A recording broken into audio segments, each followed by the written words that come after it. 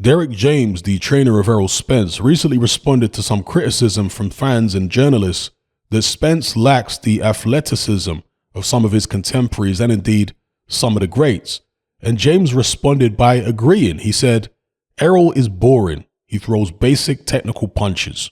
People want to see the pizzazz and flair, right? But that pizzazz and flair only lasts so long. Athleticism is fleeting. You need technique and skill to have longevity in boxing. These guys, everybody wants to show their athleticism. Errol shows slow and steady, and they can't deal with that." I think that it is funny. We're living in an athletic era right now.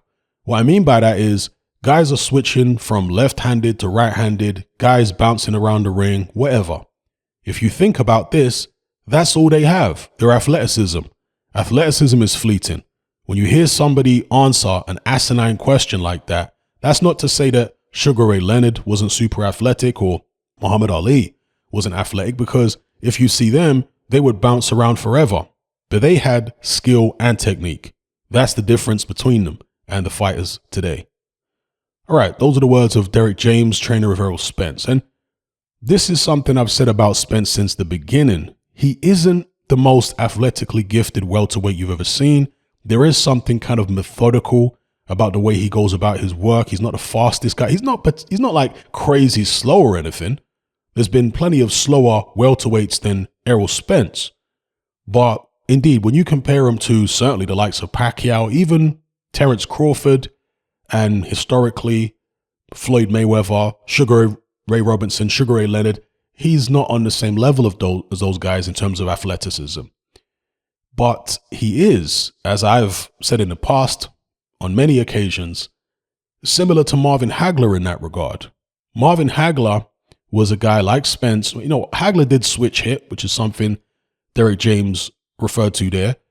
But aside from the switch hitting, Hagler wasn't an athletically gifted guy. Like Spence, he was very methodical. He would break guys down. He wasn't likely to come out with an explosive punch out of nowhere like Tommy Hearns. You know, extremely fast, crazy combinations. That wasn't Hagler's game. He was slow and steady, methodical, break you down, and he had an iron will. And that is also what I see in Errol Spence, or at least what I saw in Errol Spence prior to the crash, prior to him hanging out in clubs and making it rain on strippers and stuff like that. I'm sure I might have actually did a video with the title, Errol Spence, Is He the New Marvin Hagler? Because he reminds me a lot of Hagler. Obviously, he's a welterweight and Hagler was a middleweight, and there are certain differences in them stylistically. But there's also a certain similarity, again, as I say, with the methodical approach that they have and the fact that neither one of them are particularly athletically gifted, and also that iron will, that tremendous determination, the self-belief, the calmness in the eye of the storm that both of them have as well. Now, as far as the longevity of being a technical fighter rather than an athletically gifted fighter, indeed, as Derrick James said, if you rely too much on your athleticism, you're probably not going to last as long as somebody who's more technical. An example being Roy Jones Jr. compared to Bernard Hopkins. They fought twice. When they were young, Roy Jones Jr. got the win. Later on, when they were both old men, Bernard Hopkins got the win. And of course, Bernard Hopkins aged a lot better than Roy Jones. Roy Jones was really done at around 36, 37. That's when he got knocked out by Tava. And it was all downhill from there. It all unraveled literally overnight for Roy Jones Jr. But by 36, 37, Bernard Hopkins was just getting going. Do you know what I mean? And again, he relied on technique, being a wily old vet, and so on. And there are some fighters, as Derrick James said, who had both. They had athleticism and they had the technique and skill. Mayweather would be a good example. Mayweather was an athletically gifted fighter, maybe not as athletically gifted as a Ray Leonard or somebody like that, but he was still athletically gifted. You watch a young Floyd Mayweather at lightweight, 140 pounds, I mean, tremendous hand speed and movement and so on. So yeah, he had both. He had the athleticism and he had the skill and technique. Are the fighters today only athletic and lacking in the skill and technique? Well, when it comes to Terence Crawford, I have to strongly disagree, Now, Terence Crawford himself, I've heard Teddy Atlas talking about Crawford saying, I think it was Teddy Atlas, saying that Crawford isn't the most athletically gifted fighter. I would say he's more athletically gifted than Spence. You know, if you want to argue about how athletically gifted he is and how you actually measure that, you can do that all day. But if I compare him to Spence, I would say Crawford is more athletic. He's smoother. I think he's a bit faster. He gets around the ring very well, etc. Spence is a bit more, I don't want to use the word robotic, but I guess I have to. He isn't a robotic fighter per se, but he's more robotic than someone like Terence Crawford. I think most people will agree with that. Now, for me, the issue with Spence, as I've said in recent videos, isn't his lack of athleticism. The issue for me is the residual impact of that car accident. And there's been some more comments from Spence, very revealing comments here regarding the accident. He says he suffered from PTSD and he might still be suffering from PTSD following a car accident. So he said, when I was driving, I would have like different flashes of a car running into me, or I'd be at a red light and I just have flashes of cars hitting me and getting into car crashes all the time. It was when I'm just driving down the street or at a red light or anything.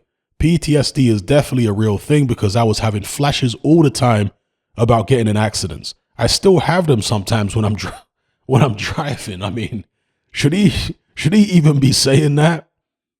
Can't you lose your? I mean, maybe he's got too much power in Texas among the local community to lose his driving license. He's talking about he still has flashbacks of the accident when he's driving around in his car. He says that his mom and his manager actually wanted him to go to see a psychiatrist. He said, I seen one for a day as in a psychiatrist, and then I was like, nah, this ain't for me. I'm not good at telling somebody else my business. He goes on to say, I actually got into another accident 3 months after my accident. Somebody hit me from behind. It shook me up a little bit, but it's really hard to get to me. I'm always on an even keel. My insurance company kicked me out. I was in a G-Wagon, so they were like, he messed up a Ferrari and now a G-Wagon 4x4.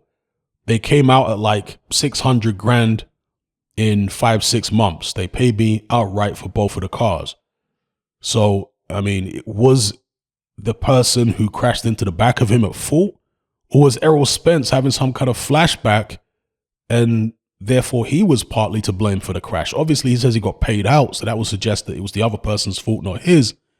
But, you can never be 100% sure, right? So this to me is very revealing of just the psychological, potentially neurological issues, residual problems that Errol Spence is still having from that crash, which was quite a long time ago now, wasn't it? When was that, over a year ago? Does it say here? 2019. So we're talking about, what, 3 years, depending on when the crash happened, nearly 3 years ago. And he's still having issues from the crash. And of course, we know about the detached retina.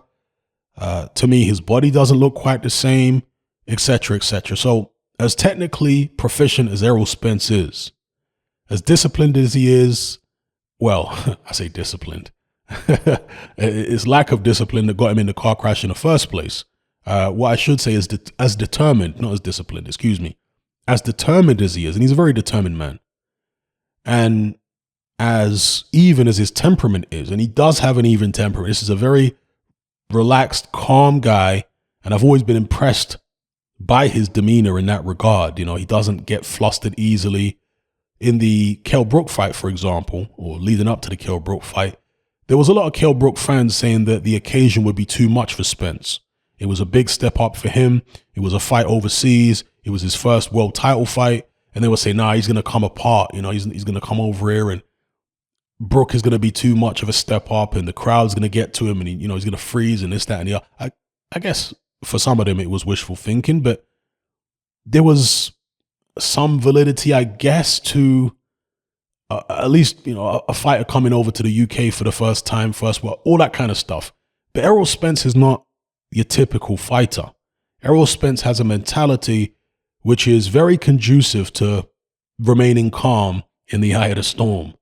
And that's what he did against Kell Brook, and he got the victory. And he had a rough start against Kell Brook. He was getting caught with big shots early in that fight. But he rolled it out. He worked Kell Brook's body, and he got the W. So he's always had a special mentality, Errol Spence, to go with that technique that he has. And of course, the physicality, because he's a physically strong man. He might not be the most athletic welterweight you've ever seen, but he's physically strong. So yeah, that's my take on what his trainer Derrick James said there regarding athleticism versus skill and technique. Was he referring to Terence Crawford when he was making those comments, saying that, the fighters today switch hitting and all this kind of thing, saying that's all they have? I think Terence Crawford's got a lot more than that, bro. I think Crawford has many, many strings to his bow, and he's a technical guy who can fight technical, either out of the orthodox stance or the southpaw stance. That's an advantage as far as I'm concerned. So anyway, let me know what you guys think in the comments below.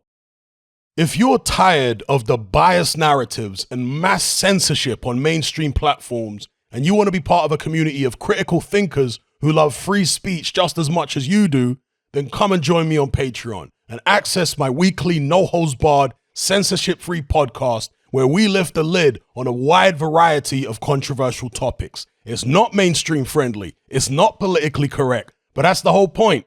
We dare to stand as a beacon of reason against an army of insanity. Just head on over to my Patreon page and select the tier called Hatman Hot Topics. You'll gain access to a minimum of 2 hours of exclusive content every single week, including podcasts, videos, interviews, live stream Q&As, as well as my popular Confessions of a Nightclub Bouncer series. Not to mention a vast back catalog of hundreds of hours of previous episodes. You can listen via the Patreon app with the option to download in high quality MP3. We've also got an Element group where you can come and chat and hang out with myself and other members. Unlike Discord, it has full end-to-end encryption, is decentralized, and it's 100% censorship free. You can also send voice notes as well as much larger audio and video files than you can on Discord. So come and sign up on Patreon. There's no contract, there's no commitment. You can cancel at any time, and it's cheaper than a cup of coffee.